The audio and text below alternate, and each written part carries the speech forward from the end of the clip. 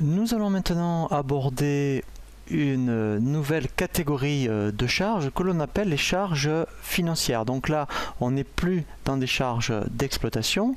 Nous sommes donc dans tout ce qui va concerner des charges financières, la classe 66. Et les charges financières que vous pouvez rencontrer, je dirais, couramment dans votre entreprise, sont déjà dans un premier temps, si vous demandez une autorisation de découvert à votre banque et que ponctuellement votre compte est débiteur, vous allez avoir ce qu'on appelle des agios que va vous facturer votre banque.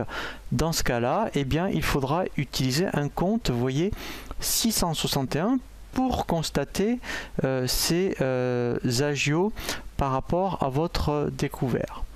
Vous pouvez avoir également, si vous sollicitez un emprunt, donc vous allez avoir un remboursement tous les mois, mais vous allez avoir des charges d'intérêt qu'il faudra également comptabiliser. Dans ce cas-là, vous utiliserez un compte, par exemple 661.6 pour tout ce qui concerne les intérêts bancaires par rapport à votre emprunt.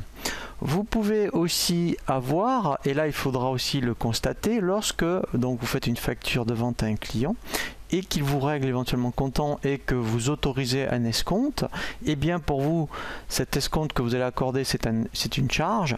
Il faudra le comptabiliser dans un compte 665. Voilà, donc là, c'est les principaux comptes que vous pouvez rencontrer. Après, effectivement, vous pouvez, en fonction de votre activité, si vous exportez et que vous exportez dans des pays où effectivement ce n'est pas en euros, mais par exemple en dollars ou dans d'autres devises, il va y avoir ce qu'on appelle des écarts de conversion. Ça pourra être soit en votre faveur en fonction du cours ou en votre défaveur. Donc si c'est en votre défaveur, vous voyez, ça sera des comptes 668, ce qu'on appelle des écarts de conversion.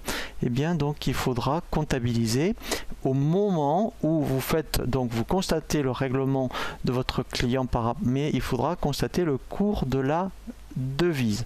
Voilà, donc là on a fait vraiment les principes, on a vu les principaux comptes par rapport à la classe 66. Nous allons voir après une nouvelle catégorie de charges qu'on appelle les charges exceptionnelles.